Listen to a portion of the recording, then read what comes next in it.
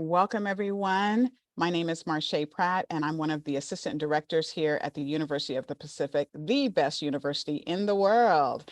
And it is my pleasure to be here today with one of our alumni, Ryan Bowling, class of 1998, to talk about literally anything. This is a new series for us called Ask Me Anything, or AMA.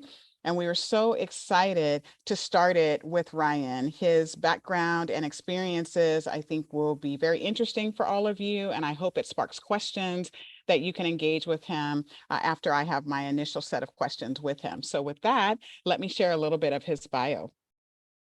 And I'm going to read to make sure that I get everything correct because there's so much great information here. I want to make sure I get it straight. So Ryan is the co-founder, along with his wife, Colleen, of Thrill Communications, and currently serves as the chief operating officer of that organization. He has over 20 years of experience in global corporate reputation management and brand public relations. He's exceptionally agile and relentless in his ability to connect people, places, and things to make a story stick, drive value, and thrill. He has strong perspective and empathy for business and community leaders, underscore his diverse industry experience held through various global communication leadership roles, in-house and in agency across food, consumer packaged goods, technology, sports, and entertainment across all major markets.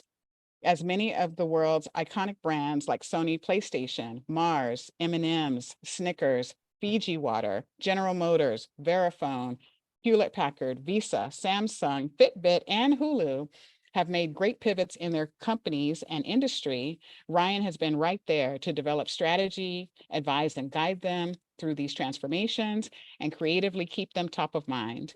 Outside of work, Ryan loves hiking, traveling, biking, and playing at the beach or pool with his wife and his 4 very energetic kids. One of the fun facts I'd like to share about him is that he absolutely loves the water, loves the ocean, and likes to do things fast. I don't think that that's a surprise, whether by boat or by his physical ability. In fact, he's raced in a power boat at over 150 miles per hour and swam from the famous Alcatraz Island in the San Francisco Bay. We are excited and happy to talk with you today, Ryan Bowling. Welcome back home to Pacific in the Zoom room with all Thank of us you. Tigers here. Yeah, thank you, Marche, and it's a pleasure to be here with all of you. Yes. And could you share with us what city you're joining us from and what's the best thing about living there? Yeah, sure. So I'm joining you from Los Angeles. There's 3 things that are great about living down here. One, for what I do and what I'm passionate about, it's an environment of storytellers, right? And that's what drives me to do what I do every day. It's also very entrepreneurial. It's a place where people come to make their dreams a reality.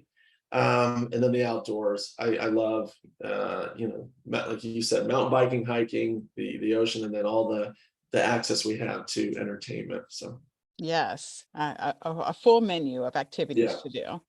So, at Pacific, we love to give our 30-second elevator speech where we give our name and where we graduated from and that kind of thing. And when we get out in the real world, we have to do the same pitch for our skills and abilities and what we bring to the table. So could you share your version of your 30-second elevator pitch with us that describes what you do for a living? Sure. So I help individuals, startups, brands unleash their creativity to tell stories that create conversations and community. Stories that can thrill the storyteller as well as the audience, which can obviously have a positive societal impact. And that's what drives me to do what I do every day. Yes. So. Excellent. And if anyone's checked out your LinkedIn profile, Raquel will put it in the chat for you to check it out. You'll see an extensive list of education and experiences that Ryan has participated in throughout his life thus far. Could you share with us how Pacific experiences and the education that you got from Pacific specifically prepared you for working in the real world? Yeah, absolutely. I think just 3 parts. So when I entered University of Pacific in 1994, after my first year, that first year I was kind of a little bit more focused on sports. I was playing water polo, swimming, and I was still kind of exploratory in terms of my major. And I ended up taking the next year off, and I did volunteer work and did an internship both down in Australia and then back east. And when I was back east, I worked for a former state representative who's also marketing director for the city outside of Boston. And that sparked what he did in terms of working on public relations. It really sparked me into the field. And so I came back to UOP and claimed communications as my major. And that was only accelerated by the passion of the professors. Particularly there was multiple professors, but one in particular, Dr. Caroline Hackley, had a big impact on me. Somebody who I still keep in touch with today. Almost can't believe it's almost 25 years since I've graduated, but she came to my wedding and we still stay in touch. And she just had this infectious passion for the craft, for public relations, and just a genuine interest in her students, which impacted me and a big part of why I do what I do today. And I think it was that, not only the classroom, but combining that real life experience. So I was involved with the Public Relations Student Society, and went to the annual summit with her. We also did an international study that she organized in Europe, which was absolutely amazing, getting firsthand look at how communication agencies operate, how big brands operate across Germany, England, and Ireland. And then again, being a big proponent of internships, I ended up actually doing 6 internships before I graduated. And that was huge for me because I saw what I had a deeper appreciation for what I was learning in terms of what I need to really hone in on, and what I can hone in on, because that real life experience paired with the classroom. And again, Dr. Hackley and the other professors were big proponents of that. And I can't speak, more about, I can just continue to kind of emphasize the importance of internships combined with that classroom. So, yeah. Yes. And I'm so excited to hear you talk about a connection with faculty that you maintained even Yeah. years after you graduated. We hear that a lot from alumni. This is a place where faculty get to know you personally and are really vested in your Mhm. success, even beyond Absolutely. your student experience. And the fact that you had great experiential learning, not only in the United States, but outside, overseas, Through as well UOP. as Yeah. all through UOP is Yeah. really wonderful. And I heard you talk about working for big brands. So I want to pivot to all the brands that I listed before. I know Sure. many of us have one or more of their products in our pantry or in our cars or on our desk right now that we're going to partake in with lunch later. Could you share with me, in those environments where there's thousands of people working for these companies, and it can feel very overwhelming to walk into an environment that is very different from Pacific, where everyone kind of knows everyone and it's a little bit smaller, people know you by first name and that kind of thing. Could you share with us how you were able to navigate that environment and build community for yourself with other people? Yeah, absolutely. So, and I can think about my time at Mars, or in-house at Sony as well. Mars, at the time when I was working there, they're now much bigger, but they had over 70,000 employees, across hundreds of sites and over 70 countries. And I think a few things when you're working in a billion dollar company. What's it like? I mean, first, the impact that you have, right? The moves that you make can have it's an extraordinary experience in terms of the impact you can make through your work to drive change. Second, to your question, business, it's important to become very savvy with different business functions. So when you're in-house at a company, yeah, you're the subject matter expert for public relations. But for you to excel, you have to understand what makes other key business functions tick. So, and you also have to translate to the language you use when you're interacting with them. So what makes the supply group tick? What makes the HR team tick? What makes the sales team tick? What makes the marketing team tick?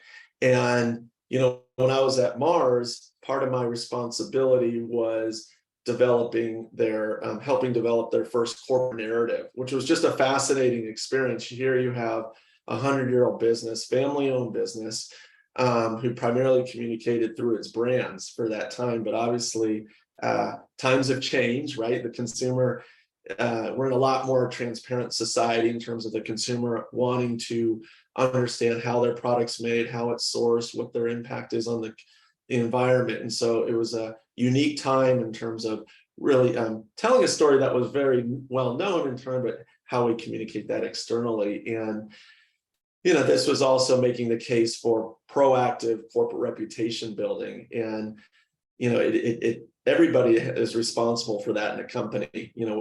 A lot of times people go, "Oh, that's the responsibility of a PR person," but we're more the shepherds, if you will, and obviously coming up with a strategy. But that's got to sync not just with the PR, but with all the business functions. So when I was at Mars, I developed really close relationships with those heads of those different business functions, again, to understand what makes them tick. What are they graded upon? What are they measured on? In their annual reviews. And so, and then I would take that information and challenge myself and going, how can I link to those measures? And I would start my conversations, my interactions with those business functions. If it was sales, they were obviously a sales team. They're measuring the health of their relationships with their customers, like a Walmart or a Target. So I would lead my conversations with, "Hey, I want to talk to you about how I can improve that relationship, the health of that relationship with Target," for example.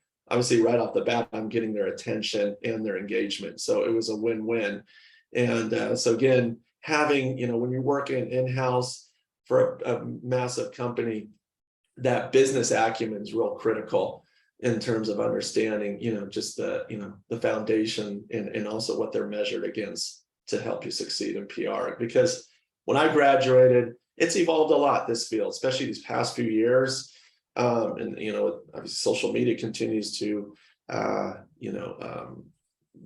grow, and your reputation can be made or broken in the matter of seconds. So, and it's all for a lot of people, if they're engineers or sales or HR, it can kind of go over their head. They're not taught that in school. And so you're constantly having to, at least as PR professionals, we're constantly having to re-educate organizations around what we do and our value. So Yeah, and it kind of leads to another question I was going to ask later, but it seems to really match now. And that is, what are the soft skills that people need to be successful in your career field? And I hear a lot about, from what you're saying, about building relationships with people, being a value add to those individuals, really taking a deeper dive into how you can best serve them with what yeah. you do, even though you may not be in the same department. Are there any other soft skills that you think would be an asset to someone who's really looking to thrive in your career field? Yeah, absolutely. So I think to that end, I mentioned it, business acumen is huge. So just becoming more aware and educated around just the operations of a business and the key functions, because you are going to be, you have to have their buy-in, you have to have their engagement for you to succeed. That's the only way you're going to succeed in your role, is having their buy-in and their partnership, and obviously making sure it's mutually beneficial. So how it's driving against each other's goals, being able to stand alone. In our, we're exposed to a lot of information, and sometimes we have to take the unpopular position because we're looking after the reputation of the business, the brand, and sometimes those decisions that we make may not be well liked, but it's for the long term. What's for the longevity of the company. So being able to stand alone and being confident in your position. I think also dealing with ambiguity. This is a position where it's, there's a vision, there's a mission and a vision, but never one day is alike. And it's a pretty nonlinear journey at times. So being able to juggle a lot, and stay grounded, and how to prioritize on a daily basis. Yeah. So. Well, it seems like as I look through your LinkedIn profile and I look at your company website that Raquel's going to put in the chat for other people to view as well as we jump into this next question. It Sure. seems like you spent quite a few years at these different companies, 7 years here, 5 years there, building these relationships. And then, not necessarily all of a sudden, but you evolved into an entrepreneur and having your own business. Even though you had great success at every company that you went to. So, could you share with us what were the motivators for you to pivot from a very secure job doing things that were high profile and high value to starting something new and different that you would be the head CEO, co-founder of with your wife. What were the questions that you asked yourself, or what really were the motivators that got you to jump out into the field of entrepreneurship? Yeah. I for years, ever since, I got out of college, I had a dream of like, well, one day I want to do my own thing. It's just a matter of when and what that would be. And then years into, my relationship with my wife and partner, Colleen, she comes from a package design advertising background. And we would talk, we're like, wouldn't it be fun if we combine forces one day? Again, I was in an in-house job or working at the agency, and there wasn't a specific timing for that. So Thrill Communications was a bit, there was a vision that I would do this one day, and perhaps with my wife, but it came at an unexpected. I was in between jobs, and I had an unexpected gift of time, which initially it was a little bit of a stopgap because I had responsibilities of managing, with my wife, I'm managing a family of four, and living in LA. So there was some, overhead, but we created a business plan for Thrill in the summer of 2018. And it was a different slant on PR. It was more around experiential storytelling. Thrill is very purposeful, the name. It's what one of my internships when I was at UOP was with Bill Graham Presents, which is a legendary music producer. And I love the music industry. And I always love the way musicians, in terms of the story they're telling, how they can not only obviously bring the thrill out of themselves, but thrill others. And so I've strived to create that sensation, that feeling, in my work throughout the 20 years. That's what drives me to do what I do. When I can see that in the people I'm working with, whether they're brands or celebrities or athletes, they get those goosebumps and they feel empowered. That's amazing. And I feel we need more of that in society. So we built a business plan around that, around not just PR, but being able to help empower folks to become better storytellers, and offering everything from coming up with your name, your identity, to your story, to then playing that out. And both for internal uses or for external. And our first client was Hulu. And then we worked on a startup with Steve Harvey, and then we worked with Emory University and innovation. And then Laterock, which is the largest Swiss chocolatier, and many, many others. Over 4 years, I've worked with over 20 different clients. I'm very grateful for those experiences. Just helped launch an NFT company, worked in the cannabis space, so some of those new areas. But yeah, it was, so to start, it was that unexpected kind of gift of time and a bit of a stopgap. But after a year, my wife and I actually brought in a business coach, and we created Thrill 2.0. And at that point, we defined kind of more our roles and our swim lanes, and that was and refine our services. The first year when you're in a company, you throw a lot at the wall in terms of seeing what sticks, what doesn't, what the market's calling for, also what you're enjoying and what you're not. Mm-hmm. And then after that first year, we filtered it, got more refined on our roles, which was very beneficial professionally and also personally.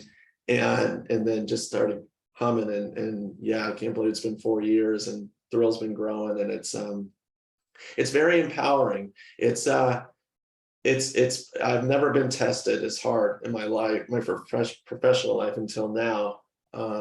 Just because everything, nobody's watching out, you're watching out for yourself. And I'm wearing a lot of hats. I felt I got a little bit spoiled working in-house and corporate for a while, especially as you grow and you become more senior, you have a team. And I've now been able to sharpen all my edges. I'm writing invoices, I'm pitching media, I'm advising founders. I go left, right, up, and down. Yeah. Now, yeah. So it's it's very rewarding, and it's something I'm excited to create, to sustain and endure for the decades to come. So Yeah, I love the fact that you have incorporated so much fun in what you do, and just knowing a little bit about your bio and how you like to take risk, and you're out there on a boat at 150 yeah, miles per hour. It's not a surprise that you would call your organization Thrill. Like, it all makes sense. I wonder if you can kind of remove the curtain a little bit and share with us some of your fears when you started your business, or maybe as you were pivoting in the pandemic. I feel like you exude so much confidence, but there's a saying that we have among my friends that says, always check on your strong friends and yeah, see how they're really doing. So could yeah. you share with us any fears or apprehensions that you might have had as you started your business or as you pivoted your business during the pandemic? Absolutely. So I think a few fears. I think going into a business with your wife or your partner, I was there was a fear, and then she would acknowledge that as well. Of like, what will this do to the relationship? And we made it. I can sit here, smile, and say we made it. But it was it's rewarding, but it really tested the limits of the relationship, in terms of, I think, also those boundaries I mentioned earlier. We Everything um kind of blurred, right? And so it was very important for us to define our roles within the business as well as personal too, and make those commitments. So that was, again, a fear at first of like, how's this going to impact the relationship? And we were able, through some coaching and also obviously very open communication, be able to reestablish that. But it really redefined our relationship. I think also, obviously, are we going to make it? I started this in my 40s, and I had a house and 4 kids and living in LA, and these things, and there's a certain income I was relying on, and so yeah, if I were to flip back, I had a little bit too much overhead. So I actually, I'm so passionate about this business, but my first year it was very stressful because I had a lot of overhead. So we ended up selling our house and moving into a rental, which gave us a lot more freedom to hone in on the business. And then we were able to get back into a house, which I'm very grateful for. So it's all worked out. But that's a key principle of Mars too. They have 5 principles, and one of them is freedom, and that's about freedom to remain profitable. And if you're profitable, you're free to make those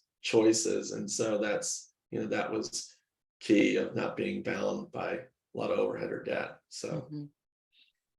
And I think all of us can relate to that juggling of yeah, uncertainty and ambiguity, and having the excitement of wanting to start something new and keep it going, but how? And yeah, what is the market going to do? And there's just so yeah, many variables. And it's so great that you and your partner, in business and in life, were able to sustain the storms and have come out the other side. And we're really just grateful that we've had this time to talk, you and I, with everyone else kind of ear hustling and listening with us yeah. for this time. We're going to pause my questions and open it now up to our guests to see if they have any questions for you. So, Okay. audience members, you're welcome to put your question in the chat or unmute and just introduce yourself to Ryan and ask your question. So, the floor is yours. Mhm.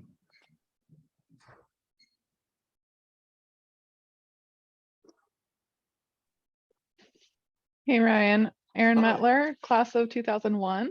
Okay. I couldn't change my name on this version of Zoom, but I appreciate the time that you're giving us today. And my question, because we can ask you anything, is how are you not exhausted? Yeah, it's it's you just have to stay disciplined, right? I have to have a disciplined routine, and yeah, I think I'm just kind of used to running. I think it's just the discipline that I have. Yeah, that to stay not tired, and also understanding kind of, and when you're an entrepreneur, it's kind of, it is, the discipline is critical, because your question earlier, Marcia, about the pandemic, I'm grateful because I felt like the playing field was reset too, and we were kind of a little bit a step ahead because we're already virtual, and now most of my clients are on the East Coast, and it's about being disciplined in that prioritization on how getting the job done, but not being bound by a 9-to-5 schedule too. So there's just a lot of planning. I go by my calendar. My wife and I, again, she's also an actor, and I have 3 kids that are actors. So there's another business within the family that's happening, and we're very relentless on our calendar scheduling, and meeting at the beginning of the week, and every night I'm like, what do we need to get done? And just constantly, I'm relentless about my kind of to-do. I look down at my list here, my list, and prioritizing each day and figuring out what needs to get done in the morning, what can be moved. And so I also, she mentioned I swim, so I also find energy out of that. Even though I get up at 5:15 to do it, it also gives me mental, emotional, and physical energy too, as well, to get through the variables of the day. So Thank you so much, Aaron, for your question. Anyone else have a question for Ryan?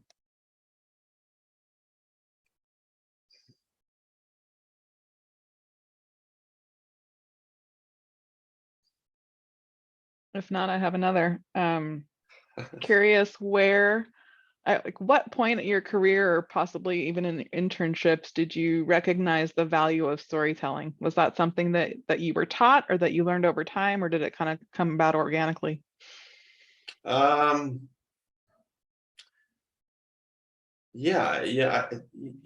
was kind of organically. I think probably the biggest impact was when I was at PlayStation. So that was like 2 years out of UOP.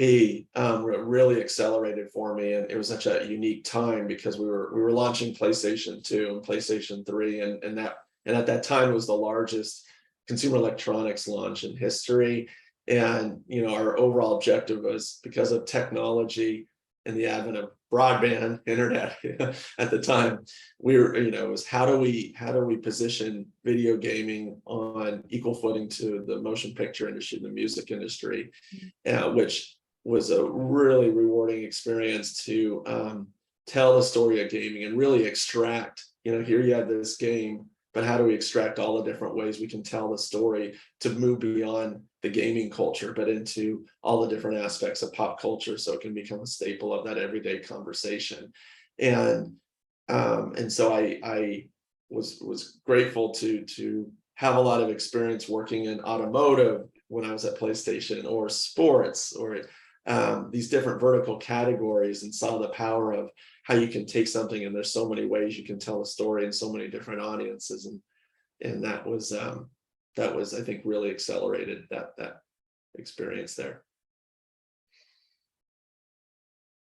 And also how you can take storytelling to be very disruptive. I think daily, and I don't know what the current stat is, but there's thousands and thousands and thousands and thousands of messages that as society we're hit with on a daily basis. So I love the challenge, and I've been able to how do you disrupt, how do you create a dent in that daily that noise. And that also excites me. Again, why I do Thrill, right, is to tell a story that can break through and thrill an audience in a positively disruptive way. So We're just now starting to use storytelling. So I've worked in local government since I graduated Pacific, and where I'm at now in Nevada County, we're just now starting to use conscious storytelling to explain not only what we do, but why we do it. And so to demystify local government is its own challenge.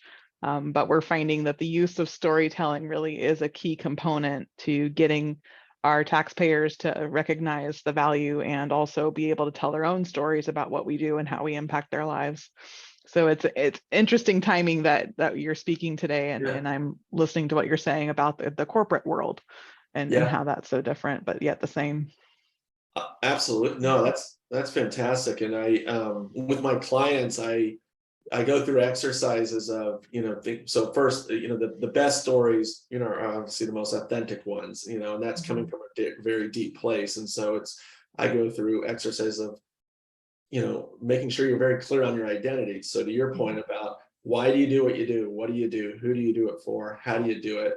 What are your values? And then what's your mission and vision? And then taking it further, what's your archetype? What's your, that Carl Jung came up with, decades ago of like, we have different archetypes, and brands use those archetypes to help give them very distinctive personalities. And some of the best brands like a Nike, they identify as a hero, and then how you take on that personality, and then thinking about your story through a classic story arc, right? So the 4 steps, like what's your setup, what's the conflict, the climax, and the resolution.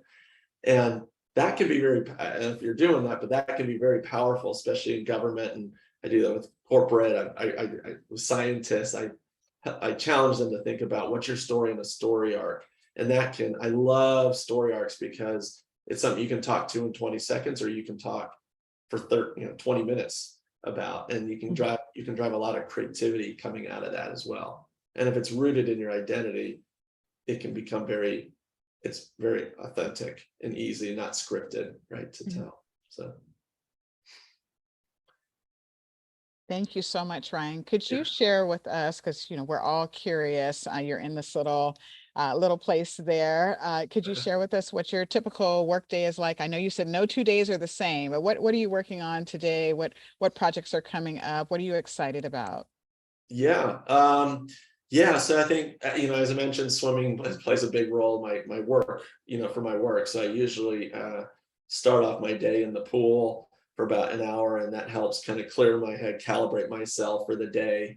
And obviously, like I think any PR person out there, the first thing is, scrolling through the news. I have a lot of news feeds that I get, and obviously a lot of my clients are back east, so they're already kind of up and going. So scrolling through that, and then it's tackling what the hot activity is. So right now, last week I was in New York for meeting with a few different clients of mine. I was at the Fast Company Innovation Festival, which I have a partnership with Fast Company, and one of my clients is I mentioned the premium Swiss chocolatier that just has entered the US and Canada by storm. In just 2.5 years, they've grown to 40 stores, coast to coast. And so I've been helping them, build their awareness, this premium chocolatier, and they were the official chocolatier at the Innovation Festival last week. So helping kind of manage that partnership on the ground, and then meeting with other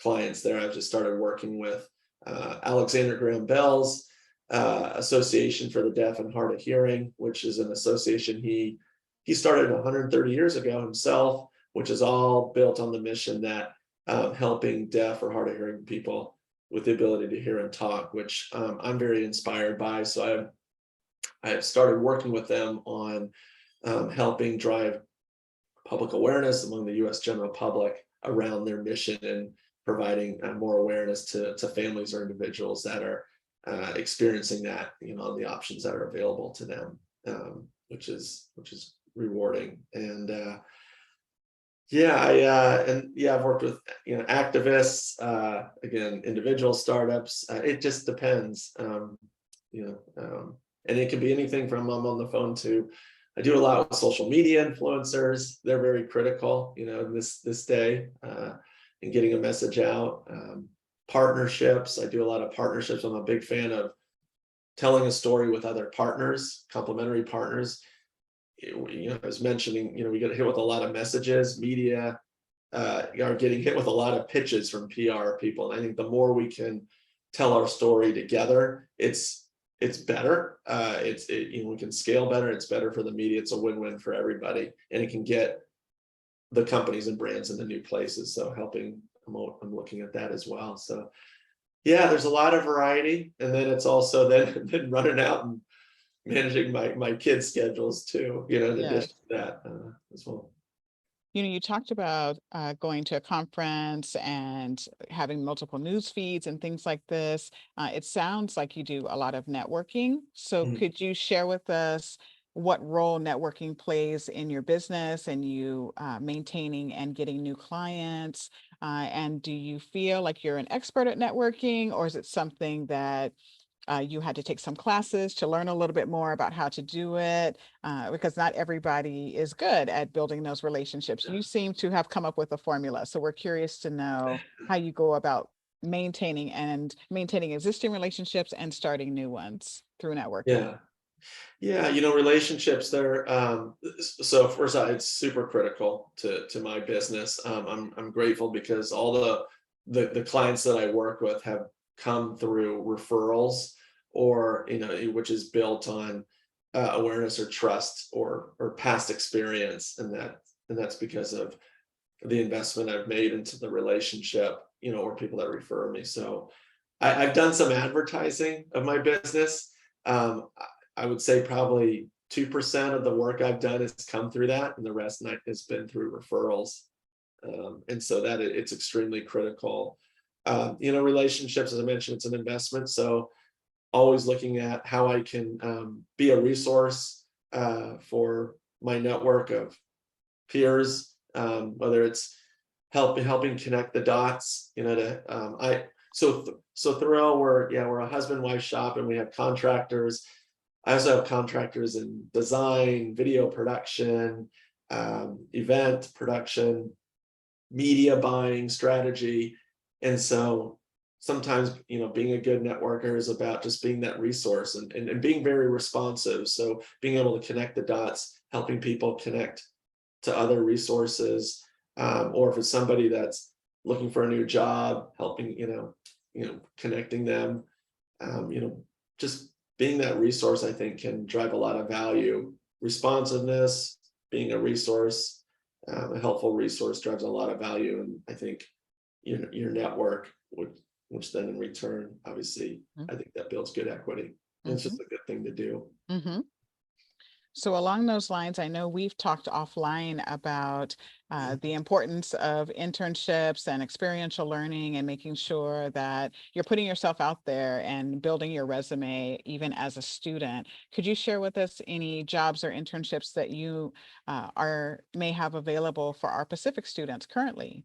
Yeah, absolutely. So as I mentioned at the beginning of this AMA, I'm a big proponent of internships.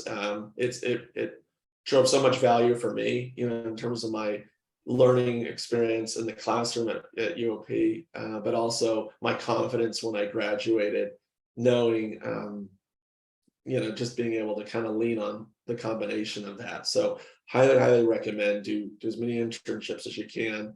Obviously I got units for it as well, so that was valuable, and in some cases paid. But right now I am looking for an intern. So I'm looking for an intern at Thrill. I would love if that intern could be from UOP, and I'm ready to start, this next month in October. And this would be to start unpaid. So I'm hoping it could be, and we could do an exchange of it. They could earn units for it, but this person would be exposed to a lot.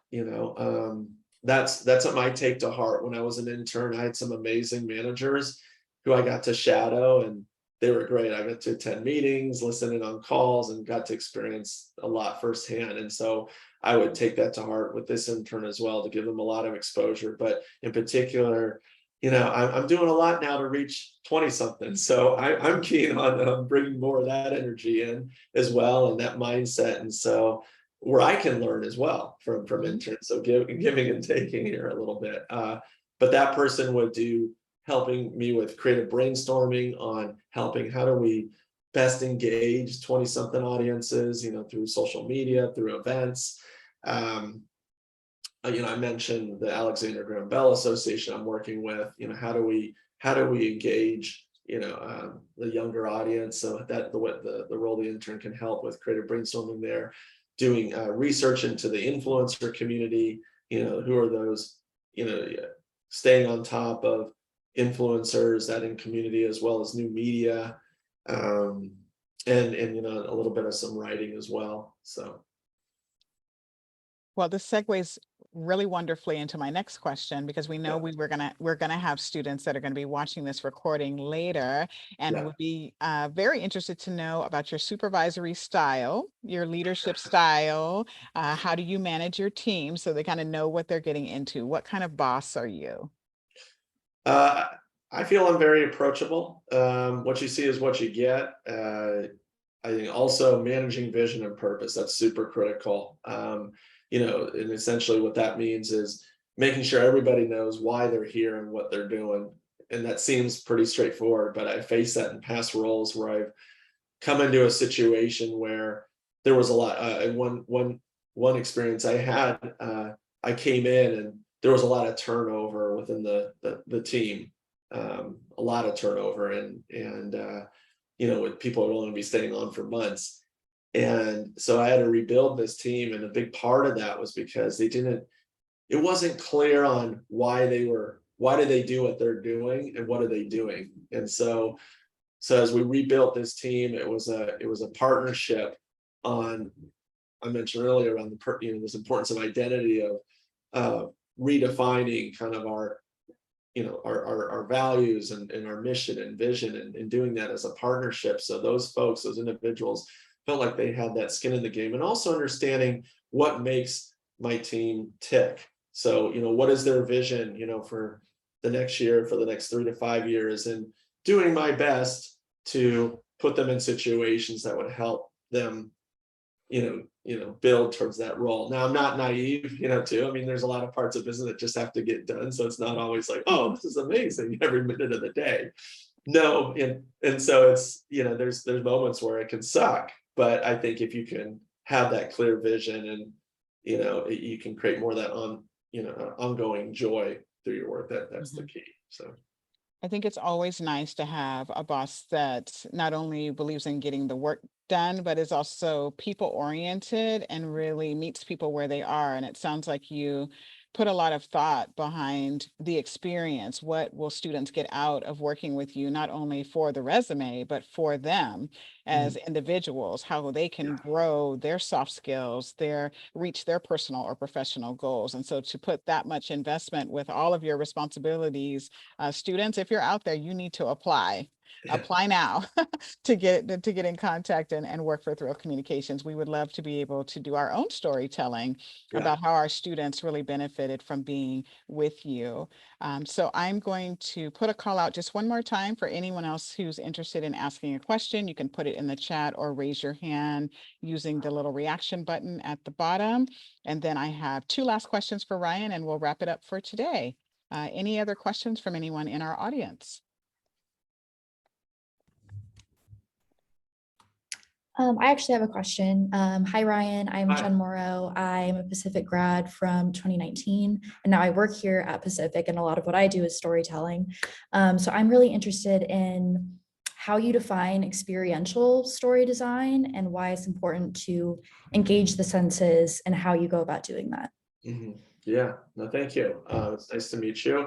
Yeah, I mean, experiential storytelling is critical because it's all about, creating a memorable experience, right? As I mentioned, there's so many messages that we get, but if we're able to touch the senses, in real life, we can be more lasting, and so, and stand out. And so that experiential storytelling, I'm a big fan because it's more memorable, it's more lasting, because just more static, if you're seeing words or a video going through your phone, it's a matter of seconds. But if you can bring somebody into an environment and have their attention, that's priceless.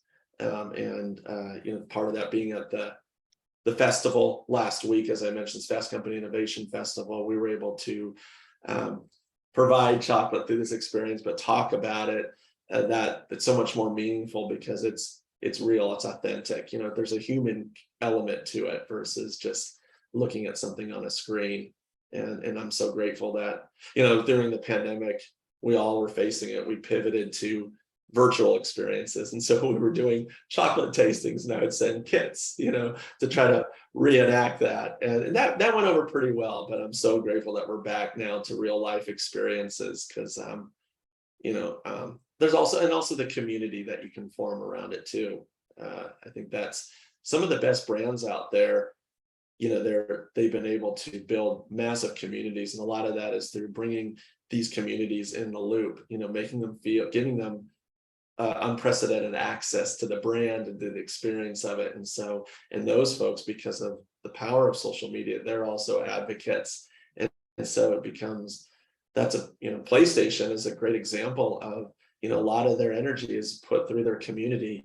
They're still talking with media and influencers, but a lot of it's through their community, because it's people that have millions and millions and millions of reach, and they're super enthusiasts, and they also get treated well by companies like PlayStation, because they feel like they're in their inner circle, getting more of that experience around the brand and story, where they can then take that and be advocates of it. So, yeah. All right. And it's just fun. It's just fun. It makes the job more rewarding too. So, yes. Fun is at the center. We hear that. We hear that and receive that. All of us definitely could always use more fun in our lives. Thank you so much, Jennifer, for your question. Did you have any additional questions for him before I ask my next question? Oh, I'm good, but thank you so much. right. And I definitely feel people like craving those experiential experiences. So I definitely see that. And yeah, it's always a good reminder to incorporate as much fun as possible. So thank you so much. And I think you're welcome. And I think just to add to that, people are hungry for content, right? Especially people that, are active in social media. They're always looking for content and being able to take pride and like, look where I'm at, look what I'm sharing. And so, thinking about how can we feed into that? How can we, create, obviously a really cool experience, but also that bodes well for social media content. So the visuals are real critical too, of how you tell that story more than ever. So I think our last question will be easy for you. I hope it's not too hard, because I think you have so many choices, but being that fun is at the center of your life and your business, if you were able to practice a profession other than what you're currently doing, with unlimited time, unlimited resources, Yeah. that would be absolutely fun for you to do, what would be that profession that you would want to attempt? Being a musician, if I could. Yeah. I got a guitar over the pandemic, and I started taking lessons, and I'm far to go, but I just think I love music, and I try to incorporate it into my work as much as I can, because it's such a powerful medium to deliver a message that hits to the core very quickly. That theater as well.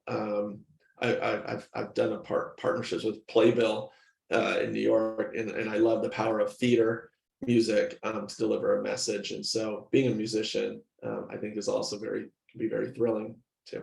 Yes. Well, that concludes our session for today. I have a slide that I want to share with you all that's very important. It promotes everything that we're about for the fall semester, and that's Homecoming and Family Weekend. We are back in person once again, October 14th through the 16th. We would love to have you join us. Speaking of music, we will have our very, very popular Pacific Prism concert by our Conservatory of Music. We're going to have food and games and activities. We're pet friendly, family friendly, and most of our events are absolutely free. So no excuses, people. Come together and be a part of us and enjoy this wonderful celebration of the best university in the world. So with that, I want to say thank you again, Ryan. Hold on with us after we close so we can chat for a bit and get some more information from you. But to everyone else who spent their lunch hour with us, thank you so much for your time and attention. And we look forward to having you at our next Ask Me Anything session on November 2nd at 6 p.m. that will feature Ashley Watanabe, one of our graduates from the School of Engineering and Computer Science. Thank you so much, and go Tigers. Have a great week.